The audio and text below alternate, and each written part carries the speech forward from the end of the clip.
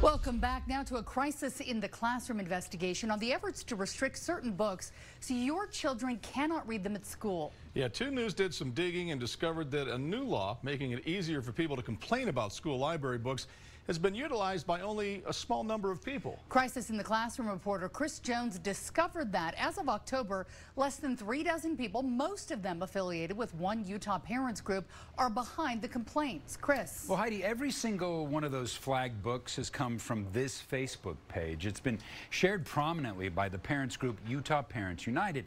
And I found in Granite School District, only 2 parents, a couple from West Valley City, is behind over 100 of those complaints.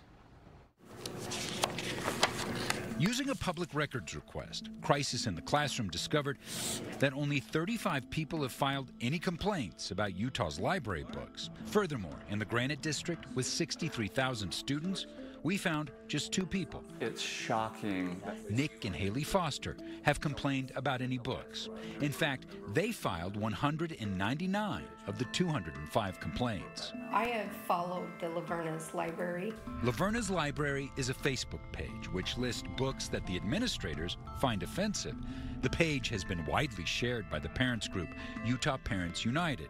UPU lobbied hard for the passage of HB 374. Would it surprise you to know that you've been the one who's submitted almost every single request? You know, it has been shocking, and all I can say is that parents are just unaware. This is not Catcher in the Rye. This is not books like that. These are blatantly graphic, pornographic. Representative Ken Ivory sponsored the bill. He says it doesn't matter how many people have complained. What matters, he says, is the concerns they're raising. I think we need to focus on the issue. Are there indecent pornographic materials in school? Part of me just thinks it's kind of ridiculous. Haley Anderson is part of the book review committee at her child's school.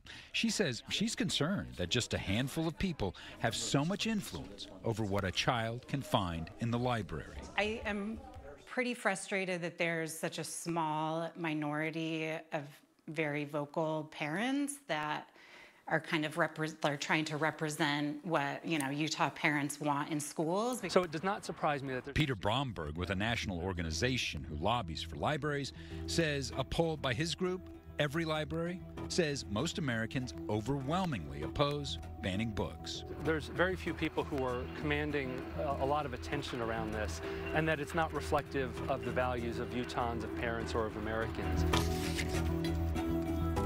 But regardless of polls, the efforts by the Fosters and others have been successful. They've managed to get 147 books removed or restricted from school library shelves. So if a parent doesn't want their child to read a certain book, they should tell them that they can't read that book. They shouldn't make it so no other child has access to read that book either. Why do these 2 parents from West Valley City get to have so much say over the books that these students are reading? Well, we would actually encourage parents to put in their input, whether it's agreement with us or disagreement with us.